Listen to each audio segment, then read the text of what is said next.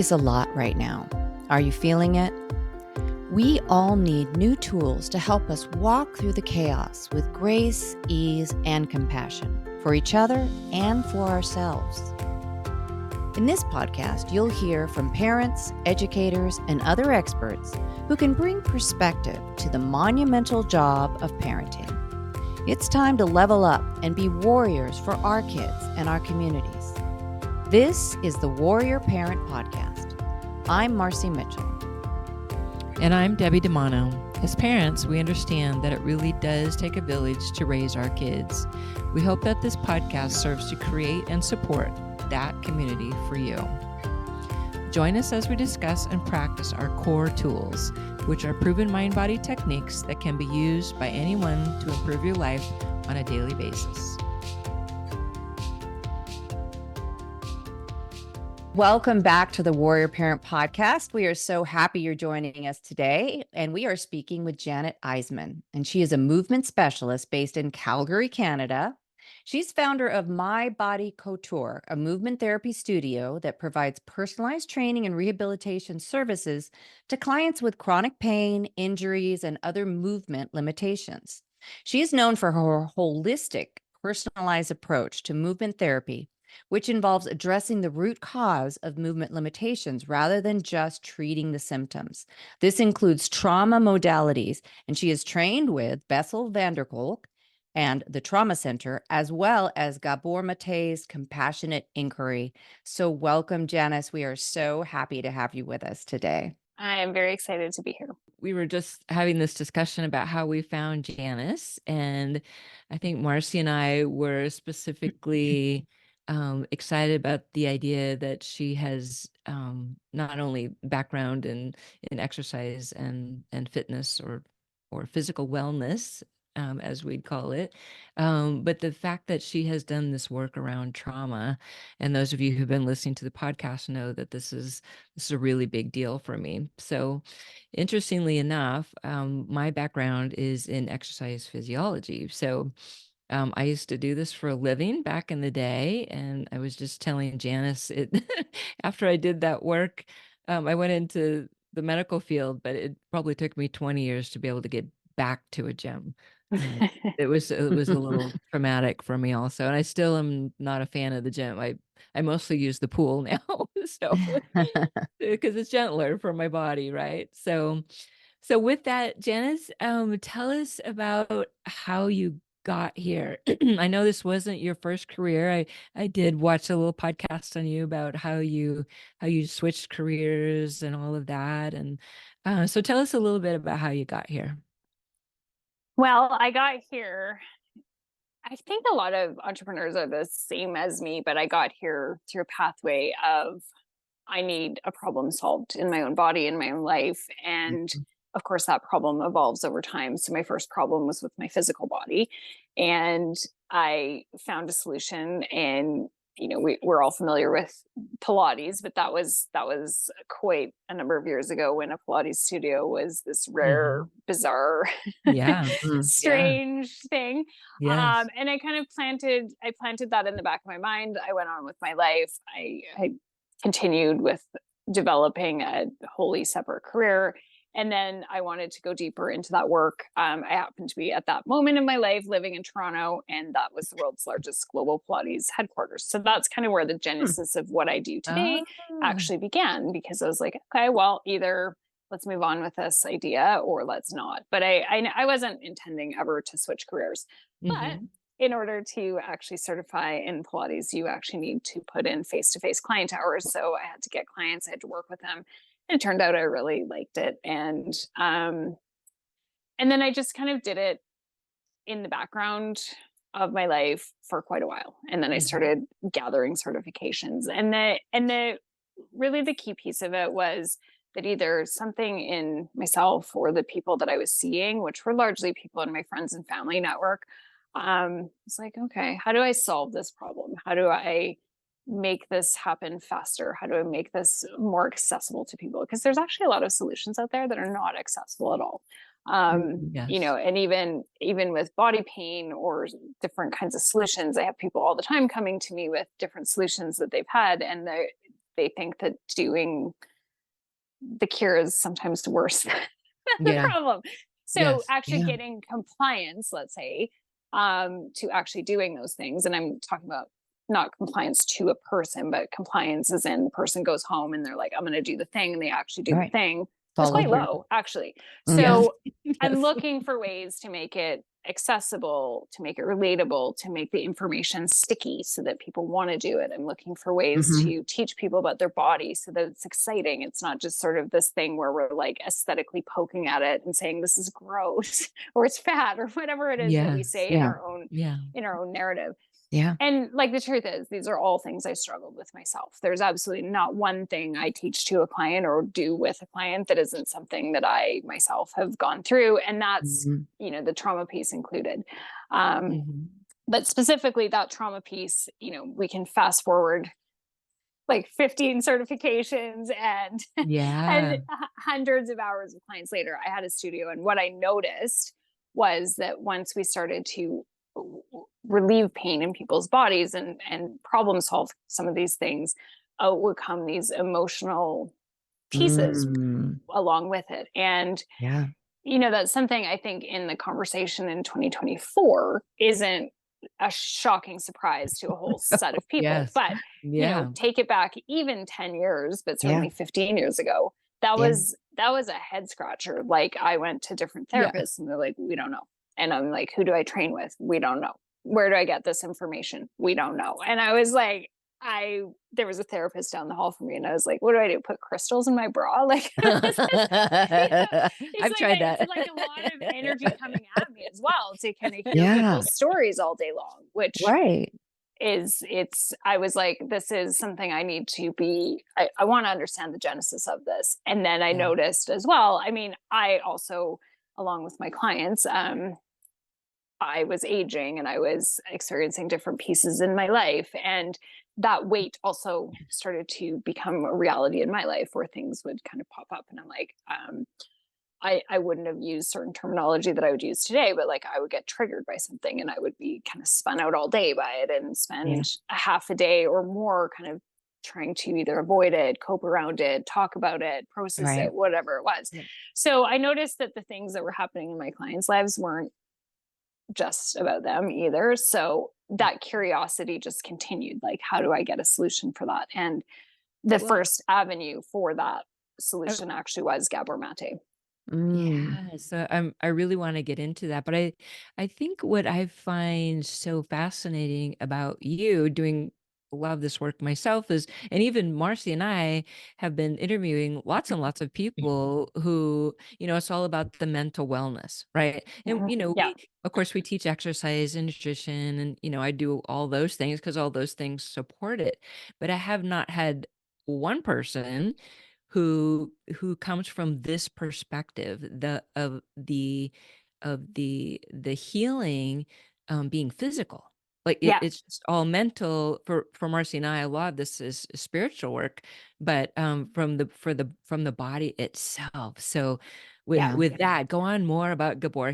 I worship the ground that guy walks on. I hope I get to meet him someday. I'm such a fan. But yeah, Yeah. tell us about that training. Yeah, I hope you get to meet him too. He's an incredibly grounded person. Yes.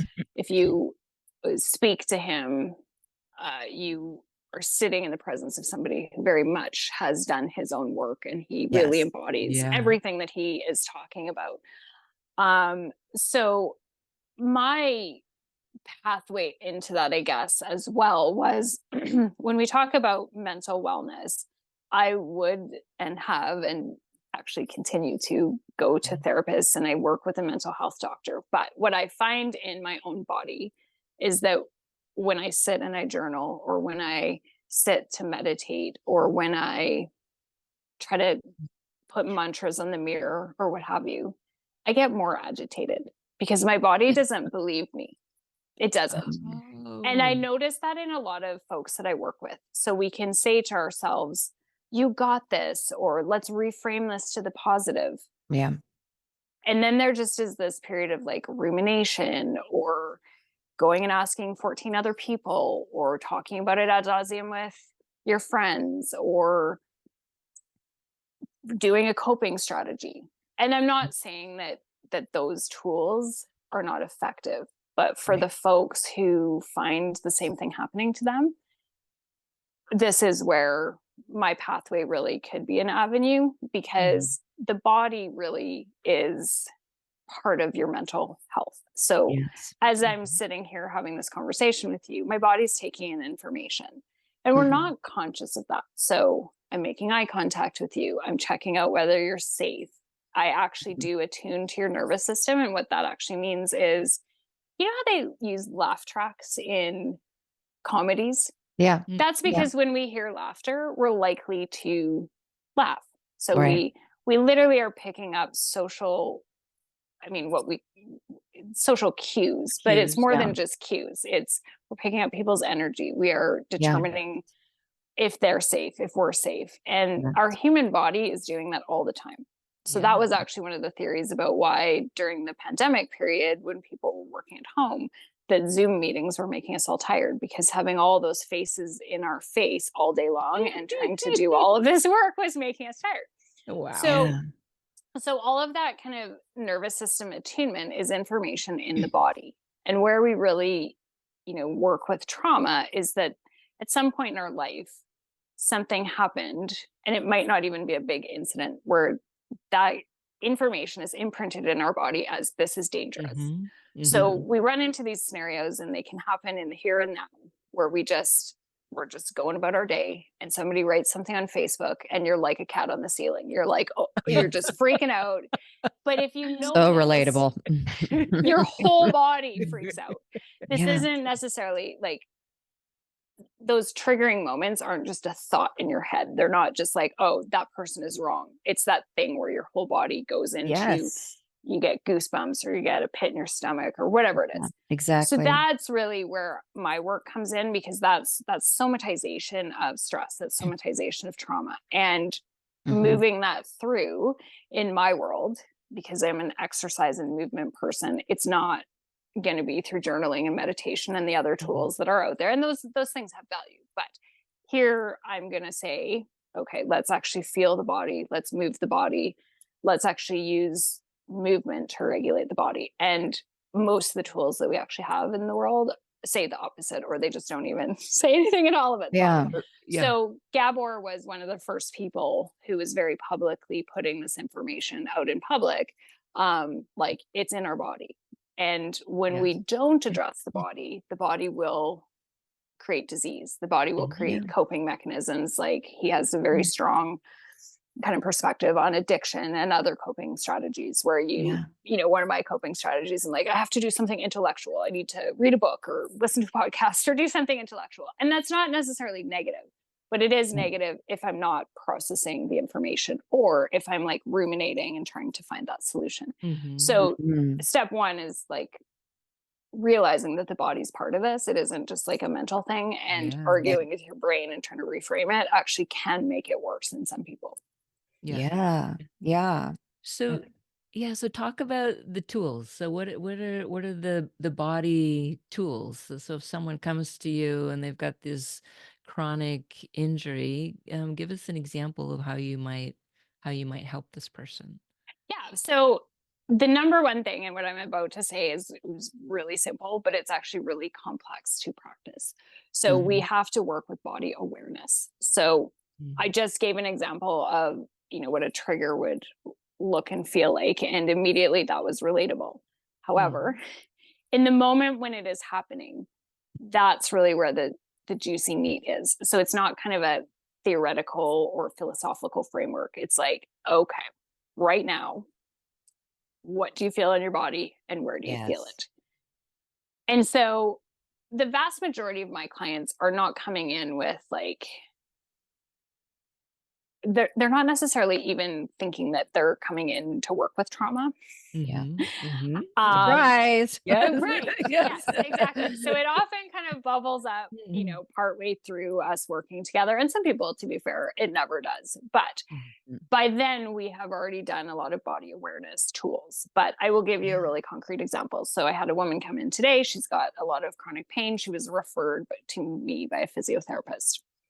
And so where we started today, we didn't talk about trauma. We didn't talk about emotions. We didn't talk about any of that. What we did talk about was I happened to use the tool of Pilates, although I could have used yoga.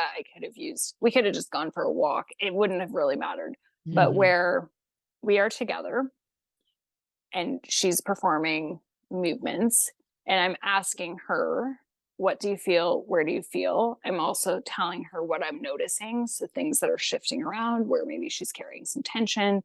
I'm echoing back when she's shifting. And again, we did that for an hour. So there was actually an exercise component of it. But there was also in the trauma world, when we're together with somebody, there's co-regulation happening.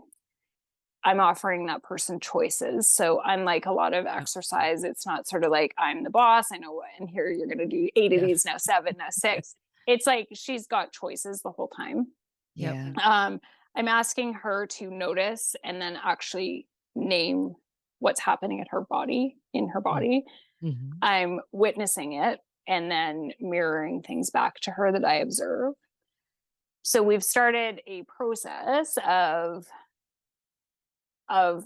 actually healing that and healing that trauma, even if she never ever came to me and said, this came up or I'm having this difficult component to my life. The noticing, the naming, the being present, and then having the choice to take effective action essentially that's really kind of the piece. Wow. And like I said, I mean, that sounds so simple, like, oh, you just notice and name your body. Like, how could that do anything? No. But when you are in the moment, it is incredibly difficult. Yeah. So many people are just completely unaware of what's going on in their bodies at any given time. Whether they're eating something, it's unconscious, whether they're drinking, it's unconscious. Right. Right. And Biting nails, tapping feet, all the little things we do. Yeah.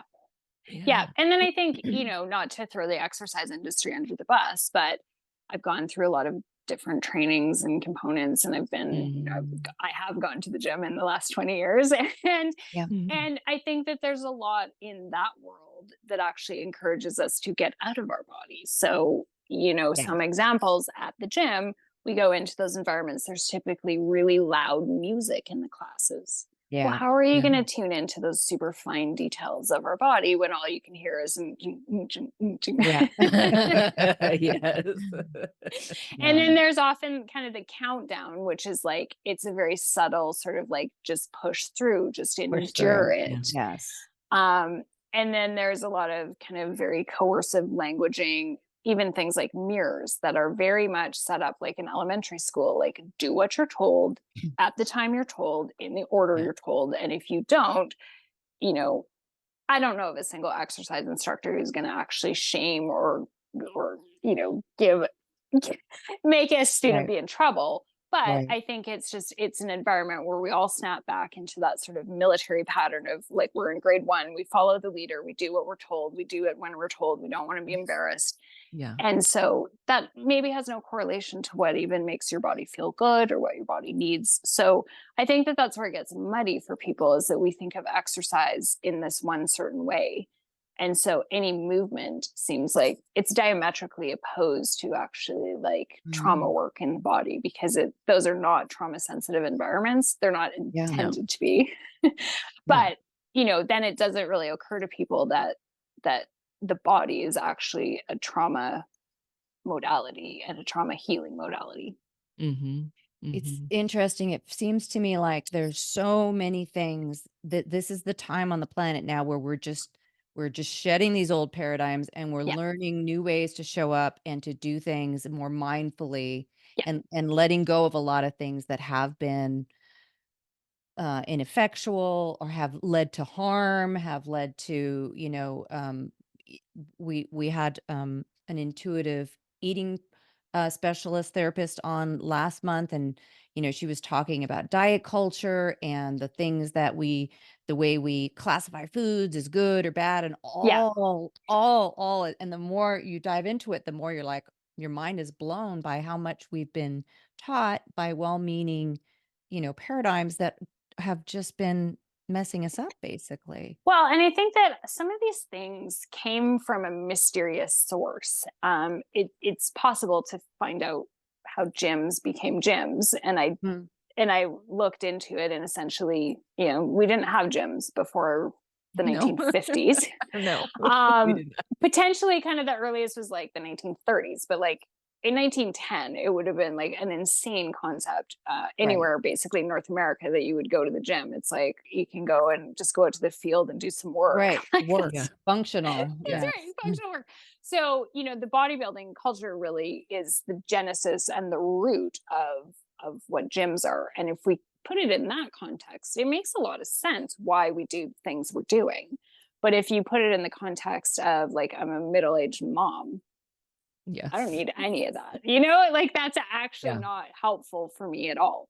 So I think that what has happened is we've kind of had all these little boxes of things that have sprouted up over time. They develop into these fully flourishing things.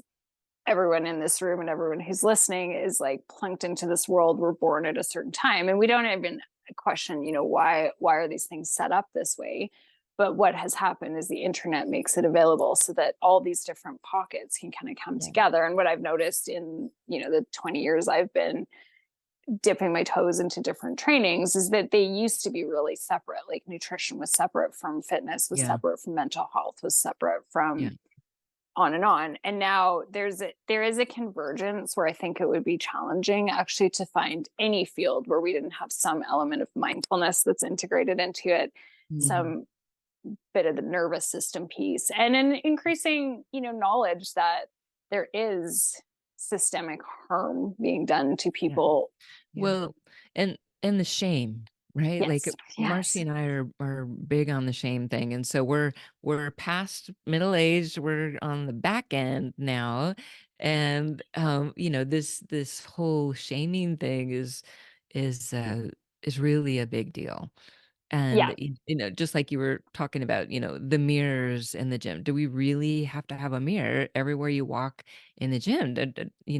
As a middle or no longer middle-aged woman walks past the mirror, that is not exactly what I want to be doing right now. So I was in your spandex, because and the tightest thing you can find, which is not what I want to do either. So, you talked about something I was reading this morning. You called it the new world order of fitness and what that might look like. And that I sounds think, good. oh my gosh, I think she had a list of like 7 or 8 things, and how you see that in the future. And because the new world order of fitness, to me, I do see an increasing movement towards adding trauma-informed work. And of course, I have so there's trauma-informed and there's trauma sensitive. So I went through a trauma sensitive program, which is actually a trademark from the Trauma Center, which is Bessel van der Kolk's Institute in Boston.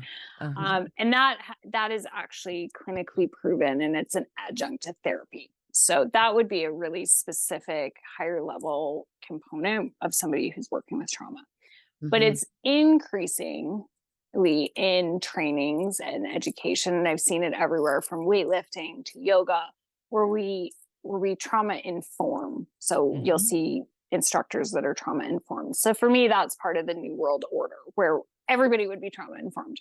Because at the end of the day, all of your fitness practitioners are working with other humans. And part of being trauma informed is understanding that people have intersectionalities. So intersectionality really just means like identity. So that can include things like the color of your skin or your racial identification. It can include your gender. So, without even going any further, right, for myself as a mother and a middle-aged person, I maybe don't want the same program as a 22-year-old male trainer. Yes. I don't. And so, we don't even have to get into like deep traumas to just be like understanding that identity of mine means that I don't have extra energy to burn. I'm not going to the gym to try to lift heavy. I'm not even going to the gym to like try to get a 6-pack and like work on my aesthetics to attract a mate of the opposite gender. Yes. So, but then, you know, you can go deeper, and we've got people's socioeconomic class, we've got people's family structure, we've got people's different backgrounds. And so just kind of recognizing that those show up in the gym, and then minding the language that we're using when we're, you know, coaching others. So we dipped into this a few minutes ago, but things like, I spent a month at a gym last year just to kind of see what was going on in the world, because I hadn't been to one since before the pandemic. Mhm. And the cues like, come on, ladies, let's work those thighs. Let's get, you know, that implication of let's get beach body ready. And I'm like, Yep. yeah, that's new world order stuff that I think we're going to see an evolution in that, because increasingly there is body intuitive folks and I mean trainers, and there's Yeah. fitness at all sizes, and there's these different movements that are popping up. They really recognize that health and movement isn't just about aesthetics. Yes. And the, you know, I can say this as somebody who tried to exercise my body into submission in my 20s. This shape doesn't change. I can be a smaller container or a larger container, but I'm always a woman who has hips and thighs, and there's always body fat there, no matter what I do. And there's, you know, I cannot make myself into something different. We're supposed to. Yeah. And why are we so intent on that? Why? And we know it's these societal norms and these stories that have been told to us. This is what a valuable body is like. This is a good body. I was having a very interesting conversation with my husband this morning, because part of what I'm trying to unlearn is that idea of good body, bad body. And then even just when you show up and you just commenting on other bodies, like the inappropriateness of that. Even if you think you're complimenting, or if you're just like, oh, wow, look how this or that, like, we need to stop. Like, let's just stop commenting on the body. It's not our business. And that's yeah. something, actually, I put that on my Facebook page a couple of years ago, and I just, you know, I asked people to stop. Like, even if it is a compliment, even if it is designed to make me feel good, saying you look hot or you look gorgeous or whatever. You know, there are many things about me that I think are assets and attributes, and nobody puts that underneath men's photos, like hot, just like, you know, you're looking gorgeous, Tom.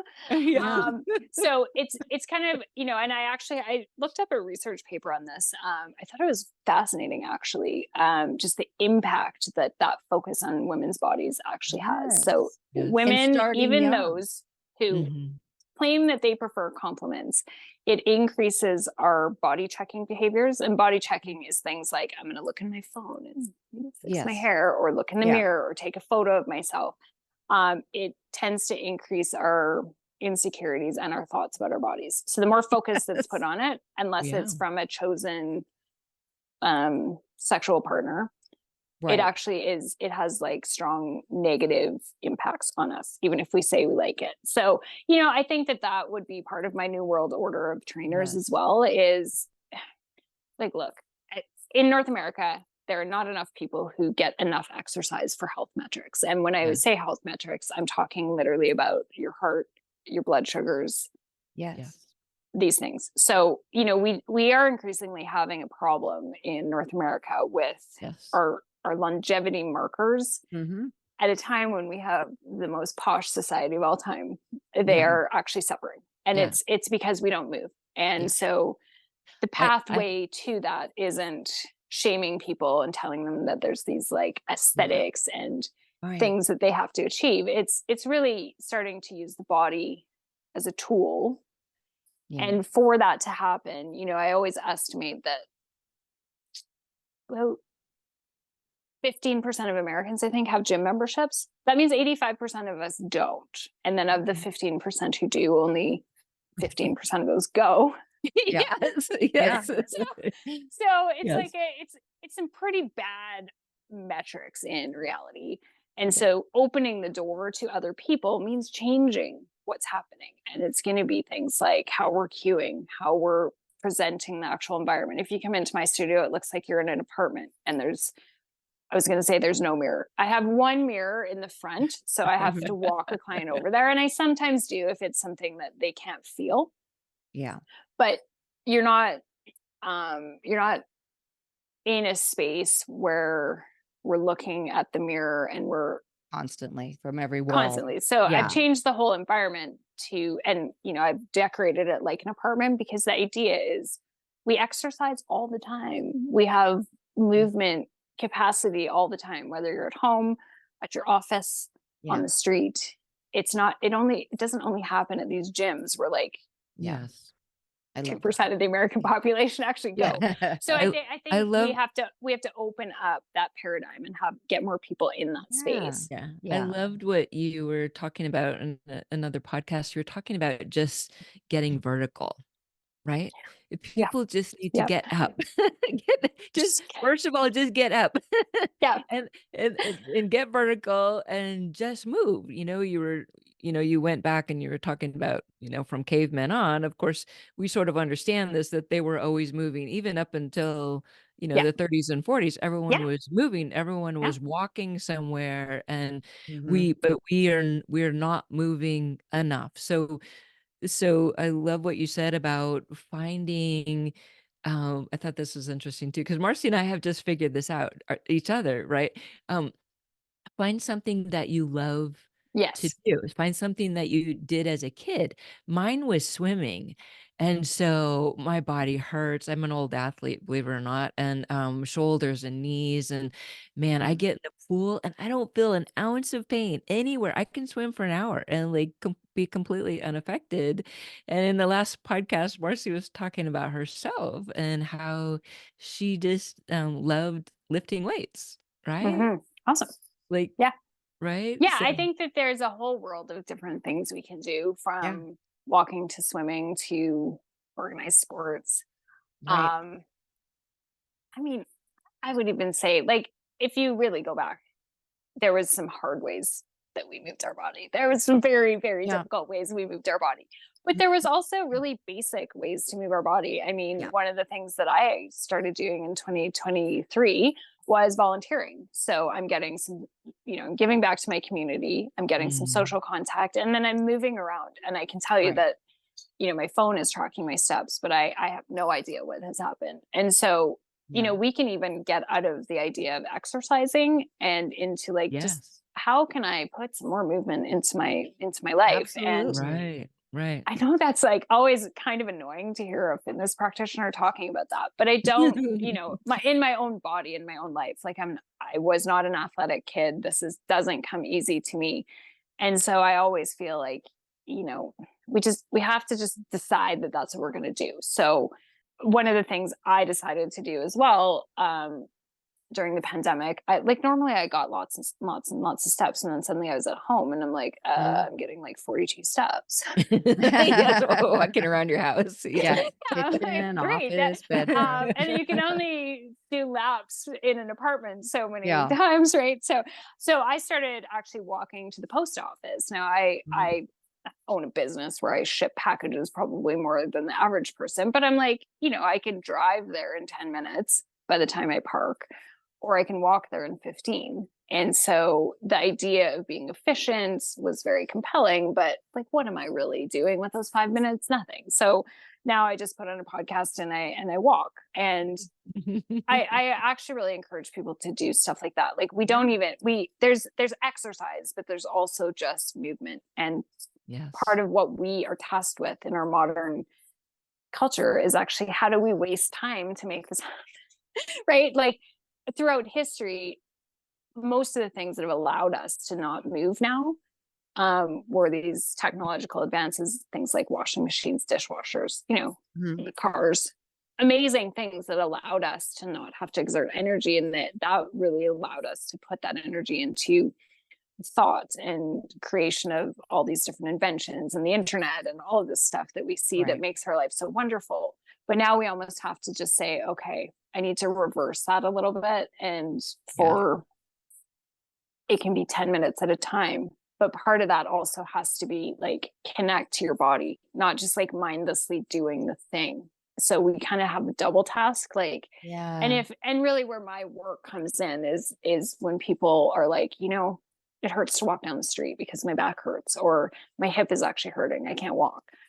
Okay. So then we have to get your body to a place where you can do that, because my goal for people is freedom from those patterns. And that includes what's happening emotionally, because as we're experiencing emotions, we have lots of tightness and tension and all the things. Yeah. Yeah. All the things. Wow. This has been fascinating. Janis, I'm so excited to have found you. And I think all the parents out there, we didn't talk about kids and exercise. That could be a whole Oh yeah. another topic, right? Like that's a big deal. And they probably have their own trauma from pandemic and everything It's else, true. where they It's just the truth. sat and did nothing. But anyway, I think we're out of time. So Tell us about where people can find you. We're going to post all the links, but Amazing. just share ways that people can find you if they want to hear more. So my business name is My Body Couture, which is 3 words. My, M-Y, body, B-O-D-Y, couture, C-O-U-T-U-R-E. And I'm at the .com. I'm also on any social media, basically, where I exist. I'm under that account. So you can add me, follow me, communicate with me. That sounds great. So I know you're in Canada, so Yeah. not everyone can get to your studio, but do you do like Zoom I do. training and okay. Yes. All right. Oh, Yes. that's great. Yes, I do. Yes. And I've had people from literally all over the world. So from Australia, from Europe, from the United States, Canada, all over Amazing. the country. Yeah. Awesome. That's Awesome. great. All right. Well, thank you, Janis. We appreciate Thank you. Thank you.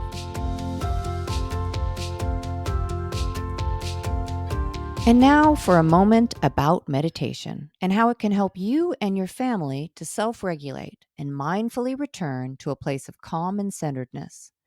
Our Core Tools platform consists of a number of proven tools and techniques that are designed to reduce stress, anxiety, and overwhelm in spite of what's going on in your world. Meditation is just one of these powerful tools.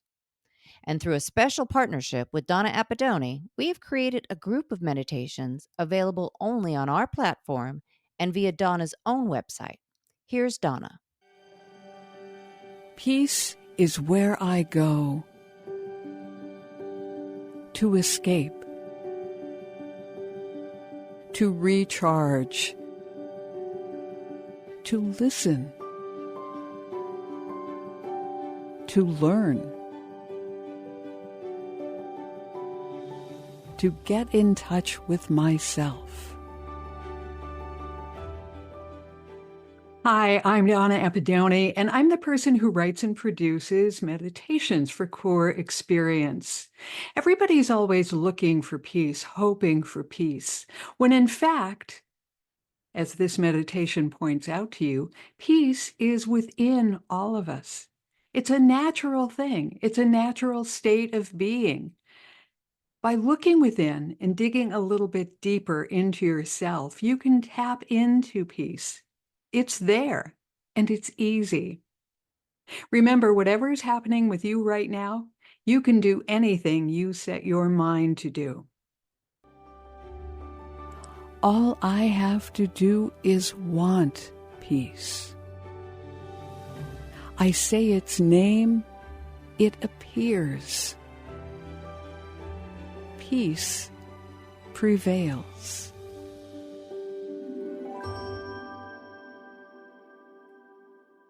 Donna's book, called Drive Time Meditations, is a collection of 183 of her purpose-driven motivators. Drive Time Meditations is available on Amazon. Thank you for listening to the Warrior Parent Podcast. You can find us at coreexperience.org. Make sure you join us next week for another informative conversation to help you and your family show up mindfully, purposefully, and joyfully with each other and in your community. Our meditation segment is produced by Donna Appadone with music from Scott Holmes. The full collection of meditations is in Donna's book, Drive Time Meditations, available on Amazon and at donnaappadone.com. Thanks to Samuel Hale, LLC, for sponsoring this podcast. Technical and marketing support comes from Inspire Your Brand. Our podcast editor is Justin Beeden. Opinions expressed by guests do not necessarily reflect those of the hosts, producers, or financial supporters. I'm Debbie DiManno. And I'm Marci Mitchell. The Warrior Parent Podcast is a production of Core Experience. If you resonate with the idea of creating a community to help support kids and families, won't you join us by following the podcast and sharing this episode? You can even write a review. It truly does take a village, and we appreciate you.